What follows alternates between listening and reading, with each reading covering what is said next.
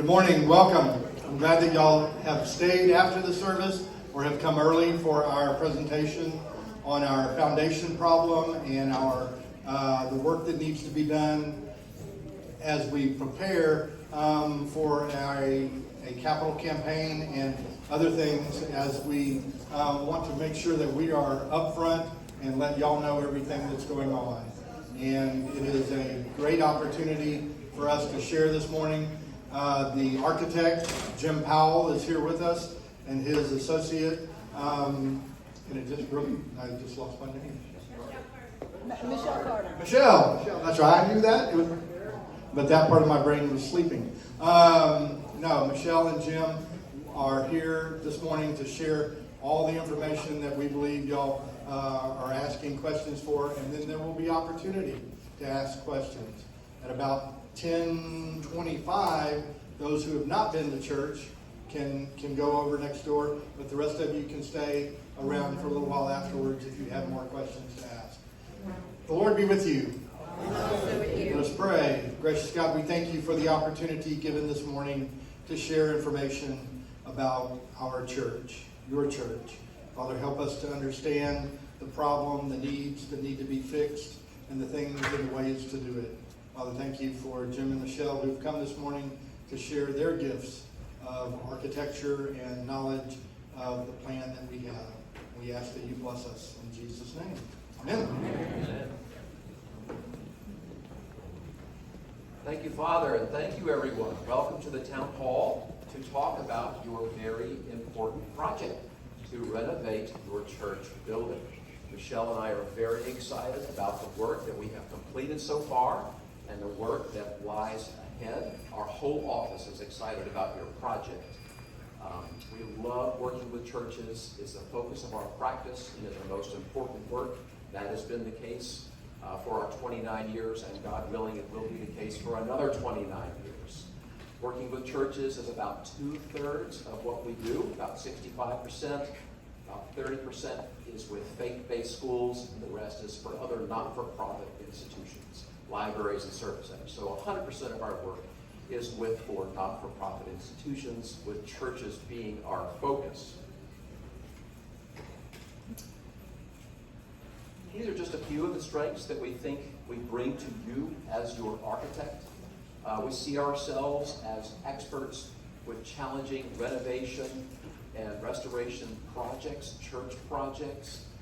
We have several projects that are just like yours in our office. At this time, we want you to know that we feel like you're in good hands with us. We believe church work is our expertise. Projects like yours, we are extremely collaborative with our clients and internally with the whole team, contractor, and our consultants and the needed subcontractors for a project.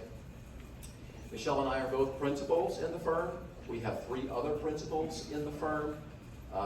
Principals lead all of our projects. So Michelle and I have been involved from the beginning until now, and we will both be involved from here on out. We will not be handing a project to another team within our office.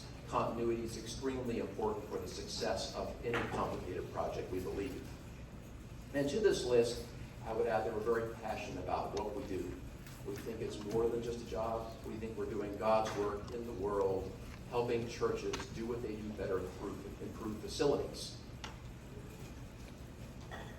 As I mentioned, the vast majority of our work is with churches and faith-based schools. These are just a few of the clients that we have worked with over the years. There are many more that are not on this list. We have been blessed to earn the right to do multiple phases of work with many of the churches on this list and many that are not.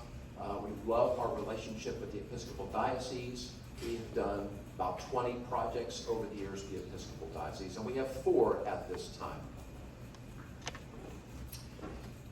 All church work is extremely important, but when you're working with a historic congregation such as yours, we try to take our efforts, our level of care, to a higher level. It's very important to take care of a long history going all the way back to 1859 to today and into the future. These are some of the historical projects that we have done. That historical marker is for Christ Church Cathedral. We did a very large project there a number of years ago.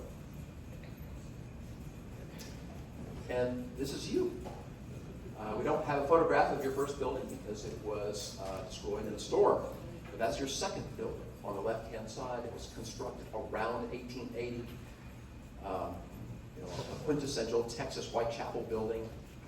And of course, that's the existing nave in your church building on the right-hand side. It's a wonderful building. It's a wonderful space. But the time has come to give it some needed TLC. And now we briefly want to show you a few similar projects, none of which will be exactly like what we will do for you with your project, but we want to show you some similar work that we have done, starting with this project. In this space, renovating the parish hall, which we completed a couple of years ago. It's a very handsome building, but the inside felt a little institutional. The ceiling was a little cold, and the structural frame was exposed. Was pretty interesting to us architects, but wasn't perhaps as warm as it could be. So we made numerous improvements. We had a lot of input from consultants and the contractor and subcontractors all the way through. We worked closely with the building committee to make this project, I think, a big success. We also renovated the solarium and turned it into the flexible space that you know so well today. And we were able to renovate the coffee bar area beyond. It was a very exciting project we were able to do with you all. So thank you for that. Next is St. Thomas Episcopal Church and School in Meyerland. We've done a lot of work out there of late. As you may know, the whole campus was just devastated by Hurricane Harvey, along with just about all of Meyerland and many other areas of Houston.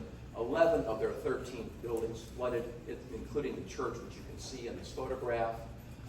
This is what the space looked like of the nave before the storm. The carpet runner has been removed, but it looked largely like this, before the storm. They were not happy with it. They thought it was cold and uninviting, and they challenged us to warm up everything. And this is what the space looks like today. I think in their words, we transformed the space, and it looks and functions better than it ever has before. This is the narthex. Again, very institutional feeling, and this is what it looks like today. It's much warmer, and it feels holistic with the improvements in the nave, the finishes, and including the floor. I want to show you next our project at St. Teresa Catholic Church and School over next to Memorial Park. Beautiful setting. They had a nice church, built very 1950s, because it was built in the 1950s, but it had grown very tired. So this is the renovation we did in their worship space, and every surface you see was touched. It was a major project. We reconfigured the sanctuary area, the platform. And this really says 1950s, doesn't it? This is the narthex. So we gutted the whole area, and we incorporated it into the nave. And we were able to do that, absorb the narthex into the nave by creating a new narthex, which is beyond those doors you see in the photograph. This is South Main Baptist Church on Main Street, near the Museum District. It just might be the prettiest Baptist church in Greater Houston. It's a lovely space. This is what it looked like before. Just gorgeous stained glass windows, but it's an old building, built in 1830, and everything needed to be renovated. So that's what we did. We didn't change the stained glass, but they were restored. All of the decorative painting that you see on the ceilings was restored. New flooring, new pews, totally reconfigured chancel area, new pipe organ, lots of new things, new lighting, new air conditioning, substantial project. This is the chancel before. This is what it looks like after. It's far more flexible than it was before. It feels more connected to the congregation. Next is St. Paul's United Methodist Church. Beautiful Gothic cathedral in the Museum District. We did a complete renovation inside and out. They have water infiltration problems everywhere. This is what it looks like today. It's a very pretty building. And next we want to move to the next segment of our presentation, which is talking about your project, renovating the church building inside and out.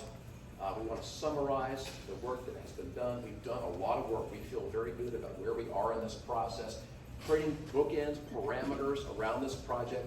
As much as we have done, we still have a long way to go. So please know we are far from done with this process. We have a ways to go. So these are the highlights for the scope that we have considered so far. You all know about the slab and what's going on with the slab. It is moving around. You may feel like a boat out in the sea as you move around in the space because the slab is going up and down, and it's as low as 7 inches from original finished floor in the altar area, which is not good. We want to fix that. We will fix that. There are numerous code, and that includes accessibility improvements that need to be made in and outside of the space. We want to improve the switching, the lighting, switching and dimming control for the building.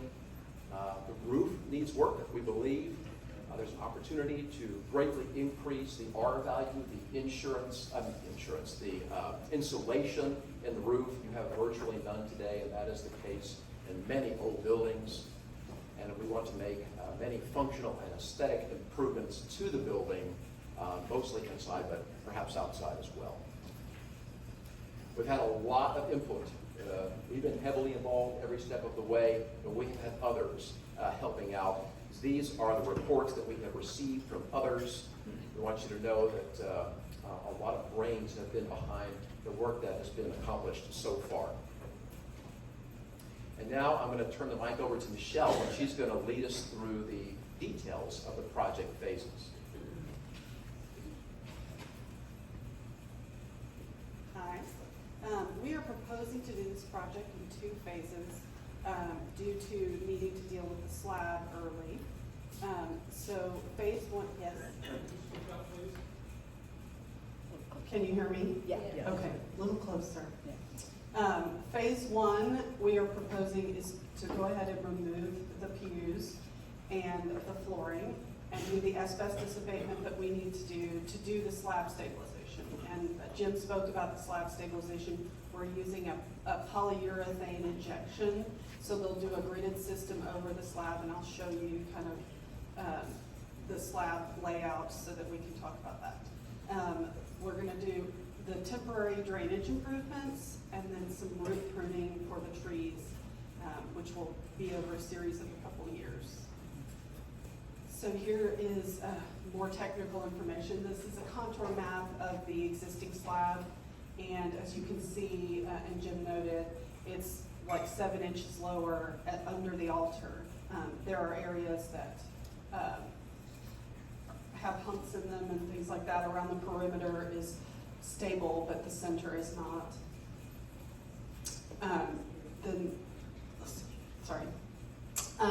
When I talk about temporary drainage, around the building, we will be removing all of the landscaping around the building. Current practices do not use landscaping within 5 feet of a building because of the irrigation needed for that, and so that brings water under the slab. And so you can see areas like this where you have roof drains and gutters and things that are impacting the slab. And working on the trees, these 2 trees are in question, and we're going to work doing root pruning for them and removing the roots that are going under the slab. This is an image of the borings that we've done, the soils borings. We've done 3 on the exterior and also 2 inside, 1 being in the area of the altar, and to discover what the soils were doing in that area. In fact, it's basically sand under the building. In 1957, they didn't do soil preparation like we do today and compact it, etc. So it is settling and washing out. And so phase 2, which we would do depending on how the project tracks at the end of this year, would be more of the full renovation, which would be the site drainage, which is storm drainage around the entire sanctuary to take all water away from the foundation and the site. Sidewalk modifications for ADA.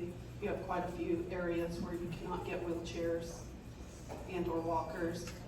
We do additional root pruning. It's going to take 3 years to prune the roots of the trees so that we do not damage the trees. We would go in and reinstall the pews after we install new flooring, and then patch and repair the affected foundation movements. We have green room repairs. We're going to replace doors throughout because they're too heavy, and in some cases, some of them are damaged. That's an ADA issue, and other unsightly things. And then the balcony repairs. The balcony is sagging, so we are going to go in and reinforce the balcony. And part of this, we're also doing chancel renovations that we'll see. Sorry, I went ahead. So this is the existing interior and our proposed rendering here. We're proposing to use new flooring that is porcelain with some accents, and to lower the ceiling like 6 inches so that we can install new lighting and not see the wiring and everything. Right now you have wood deck and everything's exposed. And then faux paint the beams in wood. This will allow us also, as you saw before, in this area right here, that's your organ, and you can't see the pipes right now. And so the idea is to open that up here, and I'll show you another image. Take those screens out so that you can see the pipes, and then return all the ceiling towards that area, and so that we can kind of expose the pipes, and it dramatically changes the interior of the sanctuary. This is the floor plan of this sanctuary, of the area we're working in. We've talked about here also not installing the pews back and having chairs for a flexible area. And we're renovating the chancel, and this area will see more detail.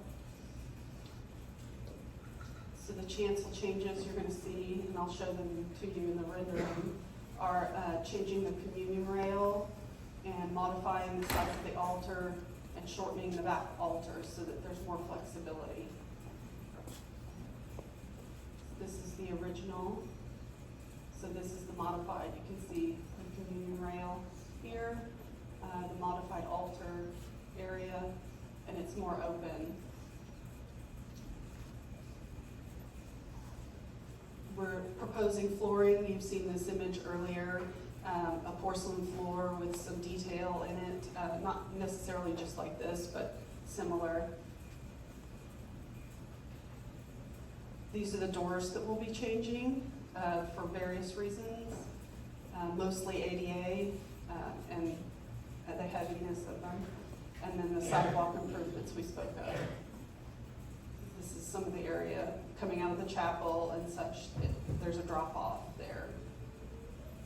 We'll be repairing all of the masonry cracks, and there's some plaster area cracks that are happening because of your slab movement. And as we discussed in the scope, we'll be adding insulation either above or below on this sanctuary to get better R values in there, to get better control of mechanical. And speaking of mechanical, as you enter the parish hall now in the front, you can see this unit right here. And so we're actually 2 units and condensers. We are proposing to modify these and remove that platform. We would do this by dropping, what we would do is take the unit that's sitting right here and put it on the ground and build this wall that you see around it and the 2 condensers, and then drop the other unit onto the roof of the green room so that we would dramatically improve the image in the front of the church. Additionally, we are going to be working on airflow in the sanctuary right now. Most of your grills right here are blowing directly on the pews. And as you know, this is the #1 thing, right, to fix? Yeah. And so what's happening is they're basically blowing directly onto the pews here. So we're proposing, we've been working with an MEP engineer to change out the grills so that we can get more control on them and direct the air over those pews to circulate properly. And we'll be doing wire management, as you can see, as a project. So when you're in the balcony, it's much cleaner. So this is what that's what this would look like, which is, I think, an improvement. So lighting and dimming improvements, we're going, the main thing is to be able to have different scenes, as they call them, so that we can control the lighting better in different areas for different functions.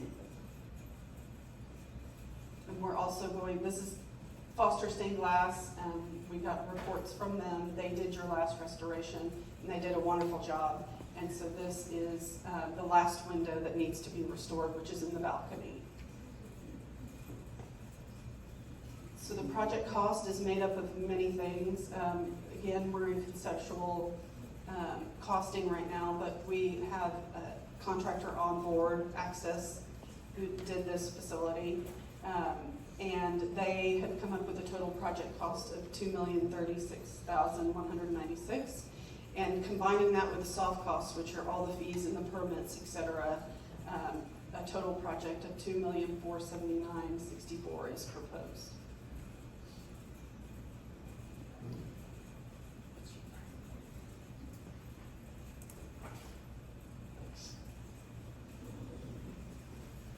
Thank you, Michelle. So where do we go from here? The next step is to go forward with architecture and engineering services to produce even more drawings and specifications for the project. This is the project schedule that we see to accomplish those future phases. This also shows what has been completed to date. That kind of orange horizontal line separates what's been done from what has yet to be done. So as you can, we'll work from the top down. We have completed the conceptual design phase along with pricing by Axis Builders. In red is our next phase of work, schematic design and design development. Those are two phases of work as defined by the American Institute of Architects. We're going to combine them into one effort on your project. After that, we'll have 4 times as many drawings as we have so far. We'll get a more detailed, more accurate cost estimate from Axis Builders. We will align scope to budget as needed, and then we will go forward into our last phase of design work called construction documents.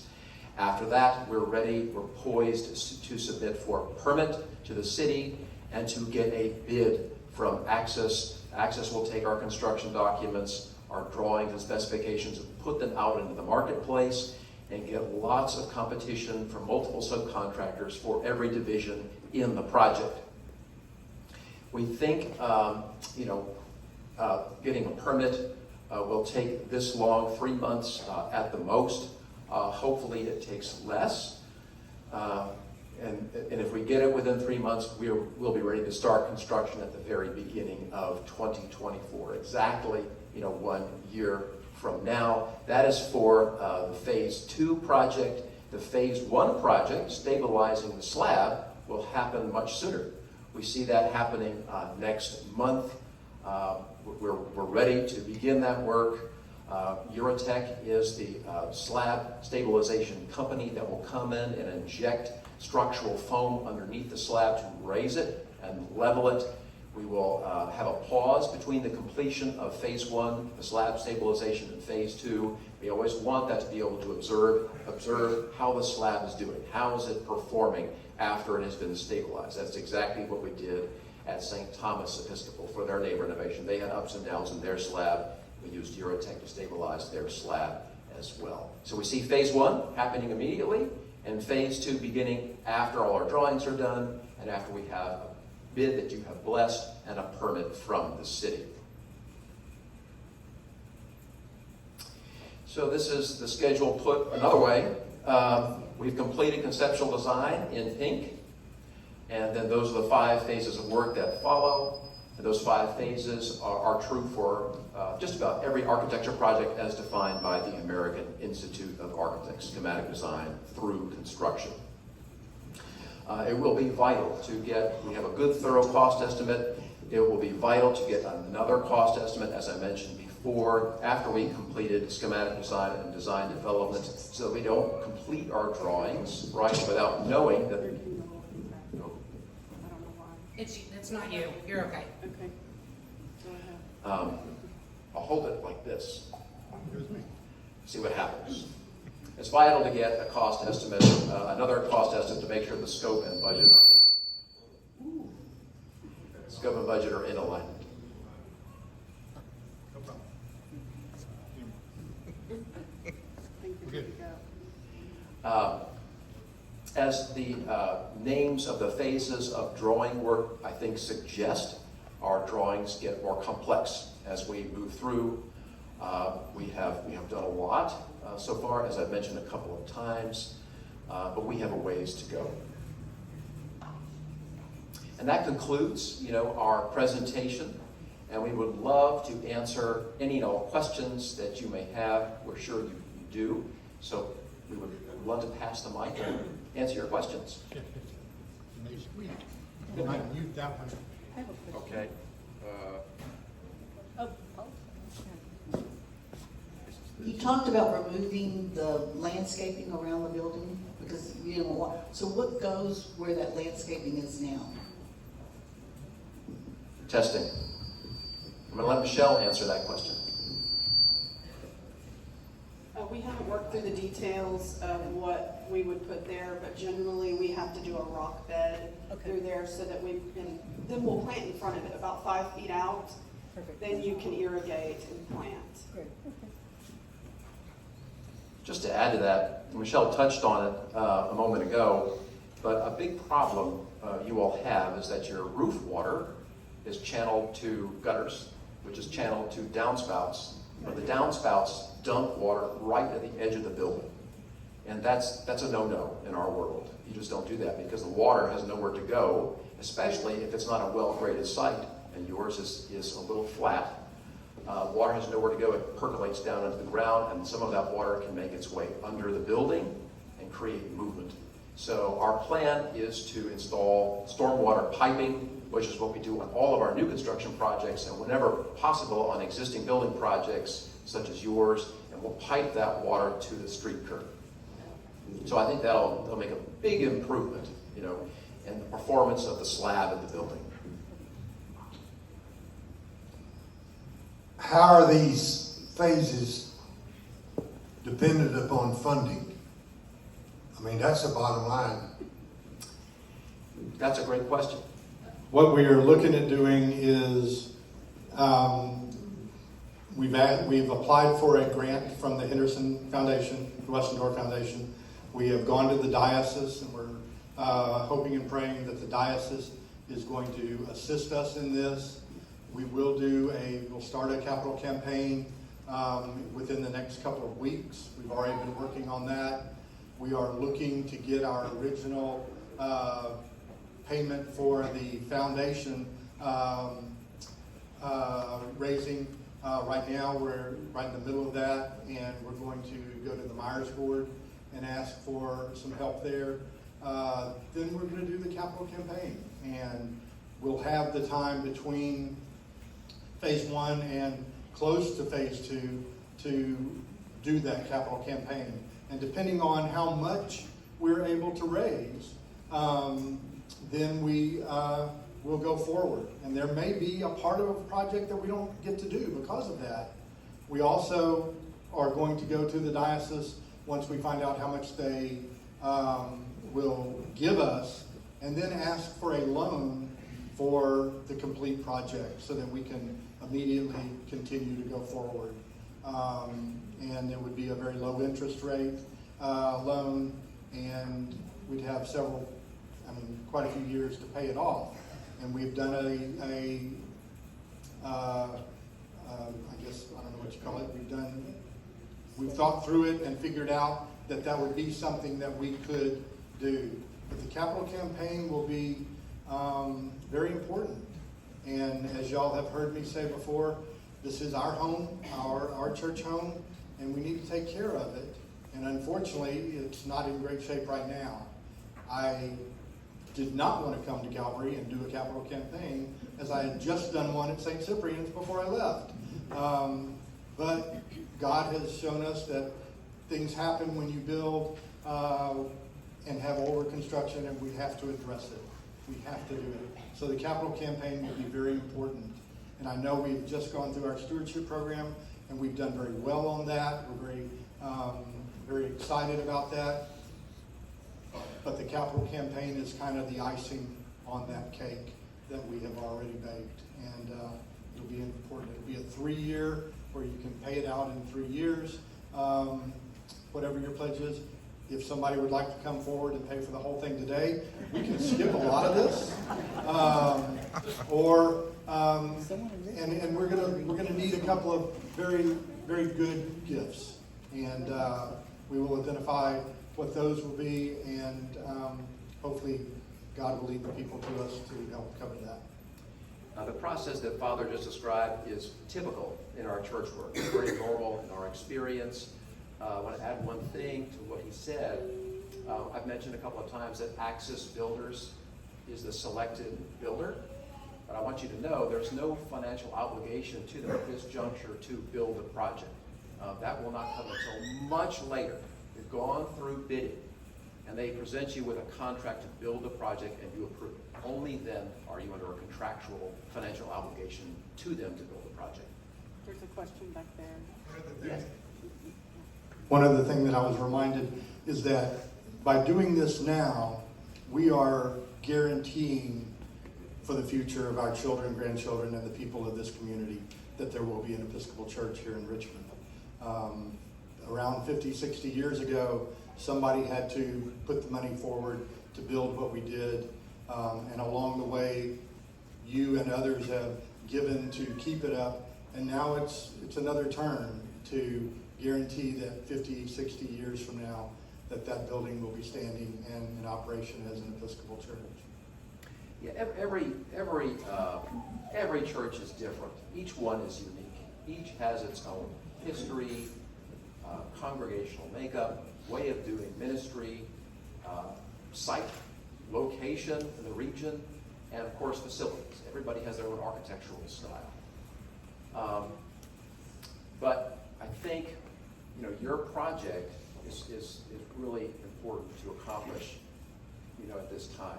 You have a wonderful building. It has served you well, but it just needs, like all buildings, it's time to renovate it.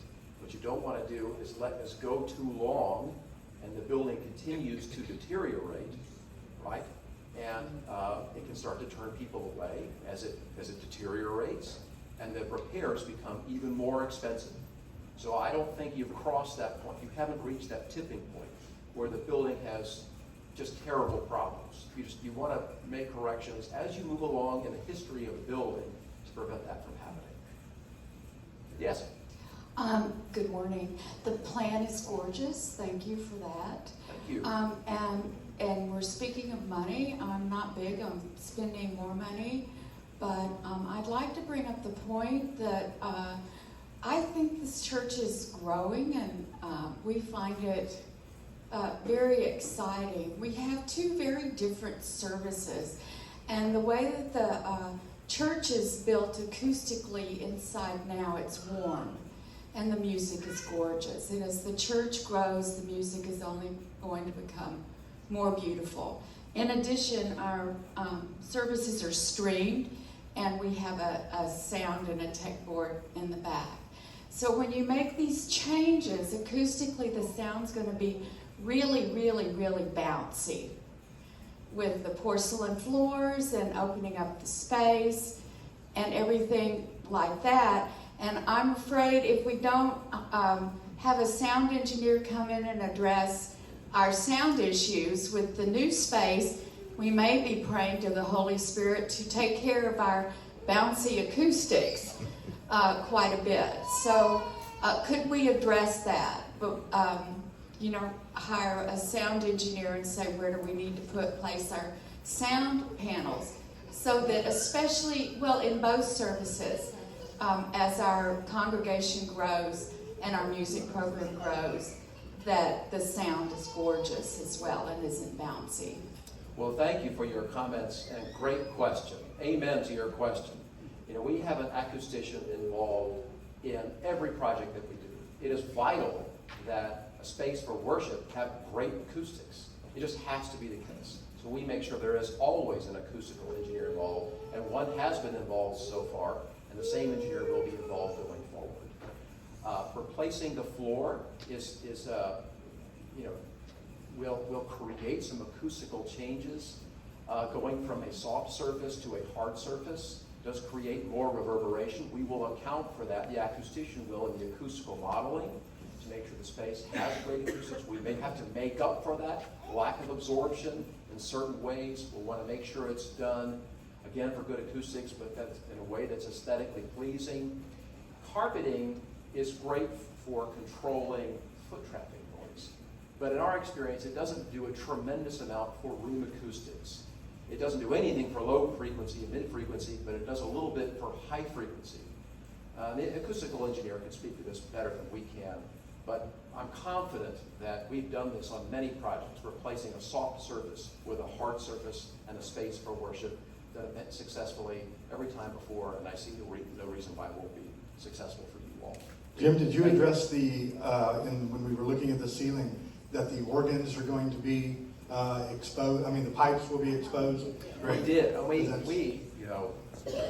hope you're as excited as we are. We architects love that, exposing this beautiful instrument that you really can't see. The first time I ever walked into the space, I'll be frank with you, I thought those were return air grills on the ceiling. I did not know there was a pipe organ behind there. So I'm thrilled with the potential to expose them and beautify them, show them off, and make them more a part visually of your worship experience. When is our last service in the church, and where will we be meeting? Question? We don't know exactly when the last service over there. And the plan right now is that we will take the pews out, we will do the floor adjustment, and wait about 2 weeks, and then we'll put chairs back in. And we will continue to have service on a concrete floor, which is really going to make your sound bounce. But it'll be exciting to be in there, to watch the process go, and even allow us to dream and envision what really could be done. We'll be in here for a couple of weeks. If it doesn't work out in there, we have 2 options. And many other churches don't have even one option. Excuse me. But we can come in here and set up chairs. We can go into the Family Life Center and set up chairs. So there will be options. It's going to be probably, well, I got to get that first phase of money to pay for the raising the floor. But we expect that in the next couple of weeks. So we won't be out of there long. So maybe 2-3 weeks we'll be out for a couple of weeks. And we'll come in here first. I just want to add something briefly to that. I'm not sure anyone, including me, loves living in a house under construction, so to speak. But our experience is that when churches know what the vision is, as I think you all do, they're willing to put up with a lot, happily, because they know what's coming. They know the improvements that are going to be made. They're excited about them. Jeremy was not excited about having his ordination with the carpet up, so, or the pews not in there. But so we decided to wait a little bit on that. Paula, did you have another question? One more question. Those were estimates for cost. Are those pretty, looking at the past, other projects you've done, those estimates pretty much hold true? We're pretty safe in saying those are our cost? Well, that is a great, of course, very appropriate question. The short answer is yes. Okay. We have contingency monies built into the estimate. So I feel confident, but of course I can't know for certain because none of us know what the marketplace is going to do. We're all too aware of the supply chain issues and inflation that we've suffered from the last couple of years. We have seen things stabilize somewhat, on other church projects, which is very, very welcome news. But I feel confident that based on all of our work, similar projects, the pricing will hold if it's an apples to apples scope of work. That's where the variation lies, right? If something gets added to the mix, obviously that can change the budget, or if something gets taken away. So either way, but apples to apples, I feel good about it. Question here? Father, you mentioned several sources of funding for this. Henderson Foundation, Westendorf Foundation, Episcopal Diocese, and the capital campaign. So could you walk us through the process of how you coordinate all of these things? Do you know exactly how much money you're going to need in the capital campaign as vis-a-vis your hope to get other funding from other sources? First of all, we will ask for help from the two organizations that I mentioned. We will give them we'll give Henderson Westendorf a ballpark figure that we would like to receive. The diocese, we just go and say, we need help. This is the project, this is the total project, what can you do to help? But in reality, like I said a while ago, this is our building. So it would be great for us if we could, which I think we could, but I don't believe that we will, just come up with the whole $2.5 million, because it is our space that we use. And it would be nice not to have to ask for help, but we're not in that position right now.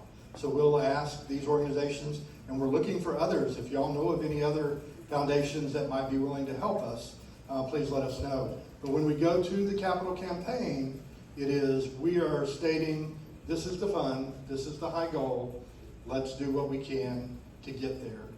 And the diocese would be just very pleased if we got a good portion of that. We don't know how much they are going to be willing to help. Go ahead. I was just going to add, it's not always helpful to know what other people do or have done. Right? What matters is you all and how much you are willing to fund this important project. But in our experience, when it comes to capital campaigns, there's a range of how much people will give as a percentage of the operating budget. That is the formula that we use in our projects. There's a range depending on the nature of it. At the low end, historically, is deferred maintenance and retiring debt. People generally are not as excited about having a capital campaign for those items, but often they're necessary. They need to be done from time to time. At the high end is spaces for worship. Most people feel very connected to their church building, sanctuary, and they want to give towards it. So I feel good knowing that you are historically, again, you are at the higher end of what people will donate for a capital campaign.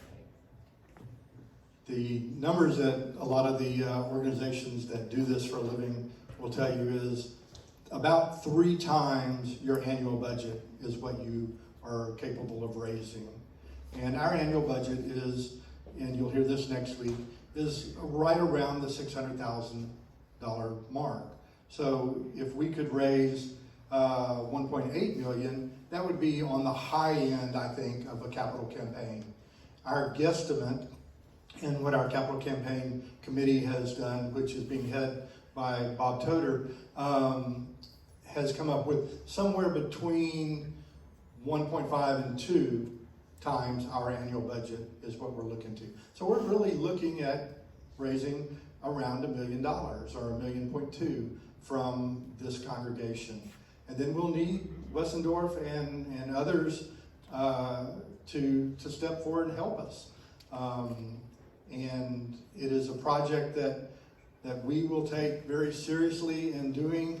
We are not going to go into it thinking that we're not going to be able to raise the money. We're going to go positive and believe that we can do it. And as a former rector has told this congregation and other committees, we have to have faith. We have to have faith that this will happen.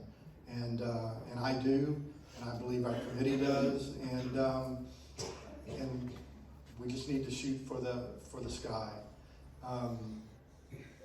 It can be done. It can be done. I feel very positive as well. And again, I say this a lot because it's true, everybody's different. But working with many, many churches, I think you all are more than capable of doing this project very successfully. I really believe that. Are there any questions about the physical look? It's beautiful. Beautiful, that's a great question. Yes? That's just a statement. Hold on just a Thank you. second. Thanks for meeting me halfway. I'm not real big on aesthetics and how things look, but my wife, lets me know what I'm supposed to wear in the morning. Anyway, the one thing that I saw is the brick facade when you bring down the air conditioning system and the windows that are right there. And my thinking is we don't want to look out through those windows and look at the air conditioning system. So how high could you raise the windows so that we wouldn't be doing that? The plan was to replace those windows because they have a lot of issues, and we were going to frost those windows so that at least you still have the light and the green when you pass by, but you won't see the units. Great That has question. been addressed. We've had lots of concerns about the altar area from a lot of people. In this rendition of it, would allow anyone handicapped to be able to be a limb, to be able to be a chalice bearer. You would go right through. There's no steps anywhere. The kneelers are the only thing that is raised in that area, and then the altar area. So it's very welcoming to everyone, and it gets the altar rail back up in front like a more traditional Episcopal church. People don't always look up as they walk around. They're looking forward, looking down, something we architects talk about, but that is not true in a space for worship. People want to feel and experience the space, and they look up a lot. So I love this view because you can see the exposed organ pipes and their beauty, and I love the ceiling improvements as well. We're going to really enhance the aesthetic of the ceiling, and I think it's going to really improve the worshiping experience aesthetically, those improvements. The ceiling is looking a little tired. Any other questions? Yes, sir.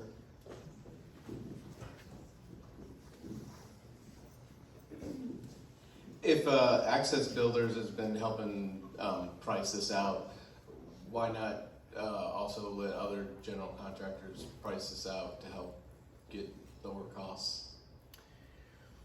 Well, that's the church's decision. You certainly have that option. I would say what you're describing is kind of a hard bid, I think, scenario. Generally, if you're inviting a contractor to help you during what we call pre-construction services, you typically only have one involved doing that. I would say 98% of our projects are done on a negotiated basis where we help shepherd a selection process with the church to pick the appropriate general contractor for the client, for the church, and for the project. And that's the general contractor. Again, they're on board contractually or not. Sometimes it's just a handshake for pre-construction services for a modest fee. Only when they provide a bid that you accept, right, do you sign a contract with them to build the project. That's at the very end of all the drawings and permitting. The great advantage to selecting a general contractor early and retaining them throughout pre-construction services, throughout design, is that they're there to ask a million different questions of them. We really need their expertise on any project, but certainly a complicated renovation project. We need them, their subcontractors, to come out here and poke around as needed to feed us some information to help us figure out what the design needs to be. If there's not a general contractor involved during pre-construction services and it's a hard bid, then we don't have that expertise during design. Now, it's important to have healthy price competition. It's vital. It's just good stewardship. But the general contractor is only responsible for about 10%, roughly, through their fee and general conditions, their overhead to do a project. The other 90% is through their subcontractors. And all the general contractors that we work with on our church projects, as I may have mentioned earlier, tap 3, 4, 5, 6 subcontractors in every division to get lots of competition. Now, we want competitive pricing for the fee and general conditions as well. So we often will ask the contractors that have been invited to provide their fee and general conditions so we can compare them. Now, on this project, we did not go through an interview selection process. We went to the general contractor that did this project. We did go through a selection process for this project, right? Now, you all picked, we helped provide data and ask questions, but you all made a decision about who would be picked for this project. Access was selected because they do a lot of this kind of work. They love doing church work. It's the focus of their firm. It's very important to them. They're experts at renovation, and they did a fabulous job. So it's not for me to say, it's for the church to say. I think the feeling was they did an outstanding job. This is a similar project in many ways, so we should just stick with them because they know you all so well. But that's a decision for you all to make, not for us. Question? Good morning. I'm noticing that the platforms that we have currently on the back wall for florals, for our altar, quote, altar flowers, they're not really on the Yes. altar anymore. It appears they are gone. There is a box of some sort that's there by the piano. What is that? And The organ behind it. oh, that's the organ. Yes. Okay. No, he's going really too fast. Makes you better there. Okay. The former altar, Yes. which is now kind of a high altar type situation, the size of that is changing. We're referring to the back altar, yes. Yes. We were shortening it. Okay. Where is the choir going to be situated? In the same location. Still behind the altar? Yes, still behind the altar. Okay. That bothers me. I like my choir up front where I can see them. Being a choir person. The old altar, the original altar, has been deconsecrated as an altar, and we are using it now as a credence table. I will go to the diocese and ask them their opinion about what we can do with it. If they have somebody that wants it and will use it as an altar, then they may come and take it. If we decide to do that, give it to them. If they say it is not a historical piece of furniture, which if you look at the back and look at the bottom, it's not. It's just pieces of plywood put together with a big top on it. What we would like to do is just shorten it a little bit, make it a little bit lighter so that it can be moved. If we have a big choral production, we would love to move it so that we could put a big choir back behind there. And all of this is going to be very movable if we bring in the Fort Bend Boys Choir for a presentation or somebody to put on something else. But the goal is to keep it and keep it as close to the rendition as that it is, but just to make it a little bit shorter and so that there's a little bit more room back there so you can see the choir a little bit better. Are the linens going to have to change? Again, you said that again. That's possible. Technically, since it is not an altar, it doesn't have to have linens on it. But we like them. We like the linens on it. So they may need to be shortened a little bit. But shortening is much easier than lengthening. It is our goal to keep all of the hangings and altar hangings the same so that we won't have to adjust or get new ones of those. And both of those are going to receive a marble top that will go with the overall feel in the room. So it's going to increase the real altar, the size slightly. I don't know why it works for him and it doesn't. I have to like touch it to my face. Right, she's saying that we're looking at a different top for both of them. Yes. That would brighten it up a little bit and also make the altar, the existing altar, maybe 4 inches longer on each side and maybe a couple of inches wider.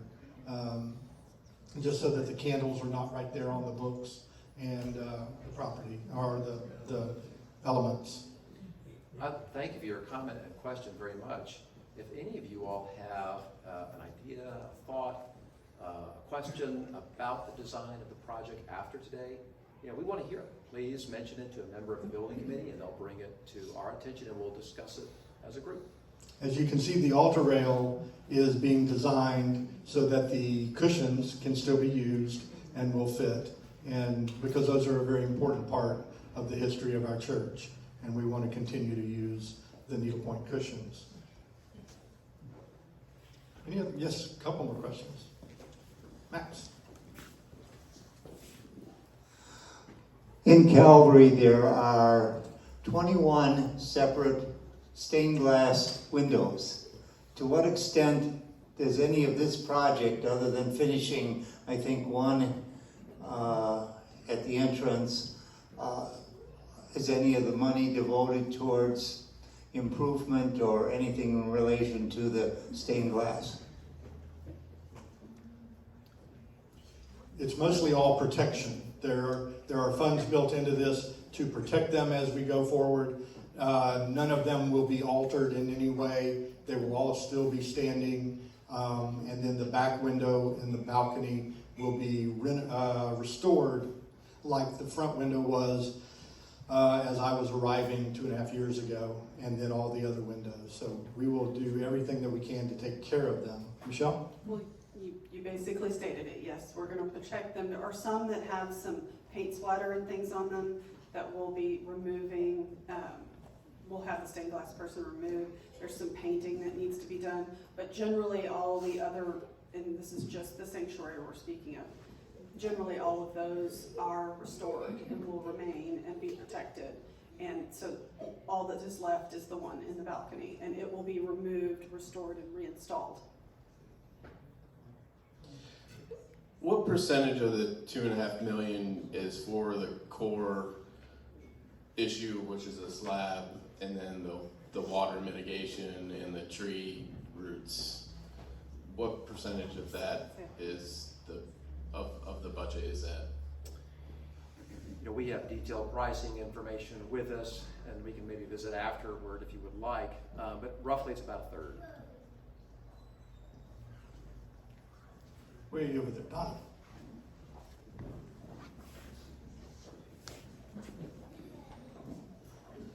I was noticing, and I may be incorrect about this, but there's a great deal of space in between the altar rail and the altar.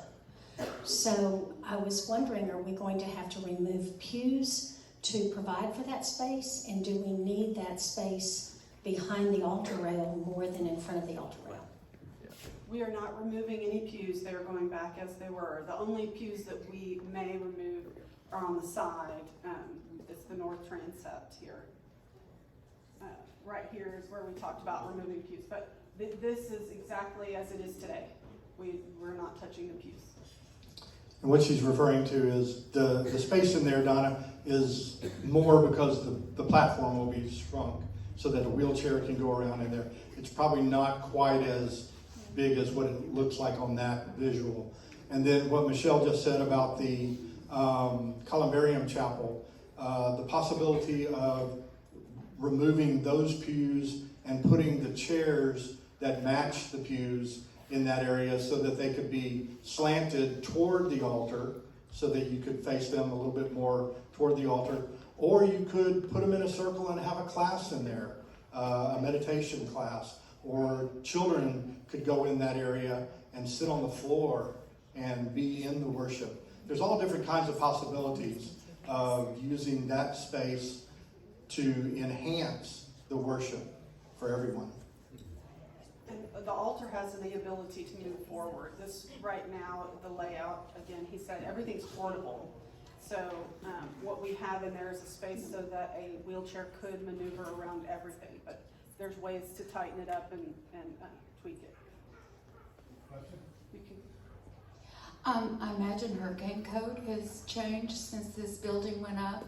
Are we addressing updating the hurricane code as we renovate this building? There's nothing that we're doing structurally that would require us to do so. So the answer is no, other than depending on what we do about the insulation on the roof, it would have certain attachments based on the code, but nothing, no other work like the windows and things. Should we? Should we think about it?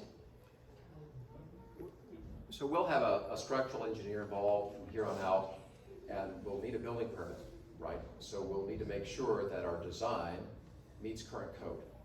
We don't believe at this juncture we'll have to make any kind of major or minor structural improvements to the building. Something I wanted to mention a moment ago about the stained glass. You all have exquisite stained glass, and you spent a good amount of money to restore them. We want to make sure they stay looking as good as they do today through the project. We did ask Foster Stained Glass, who restored the windows, to give us input. They know all about the project, and they feel confident that the work that's going to be done, including leveling the slab, will not damage stained glass windows. So we feel good about that. Anything else? We have, yes, one more. Aubrey? The floor looks really nice, and I'm sure it's going to be very beautiful. But I'm concerned, carpet going to something, a slick surface. Is there some kind of covering or something that goes on that? We have a lot of seniors here, myself included, and we try to stay away from real slick floors. I'm just wondering the safety of that, and what is the experience of a difference in that? When we look at the tiles, there's a commercial thing called coefficient of friction on flooring, and they look at it when it's in wet situations, and so we follow the ADA guidelines for those things. So it's coefficient of friction. Of course, carpet, yes, you have more traction, but it's also harder for wheelchairs and walkers and things to move around on that floor. And right now, actually, your floor, is already starting to, the carpet is buckling in places, and it needs stretching, but we go by the coefficient of friction on that. What was that structure, that code was going by any different? Does it make for the surface of it being slick? Does it make any difference? Is there any difference? Yep, it does, significantly more than what you see in a residential house. We have, it'll have a texture. While we're looking at the floors, we'll keep that in mind. I would say there's been a trend in architecture for a long time now, 20 years or more, to move away from carpet. We still use it in projects, but a lot less of it than we used to. People just don't like it as much anymore. It's hard to clean. It can become unsightly. It's much easier to clean a floor like this than a carpet. So we don't have any experience, anecdotal or otherwise, about people having trouble slipping on these hard surfaces that we're doing more and more of today. So I don't know if that helps. I hope so.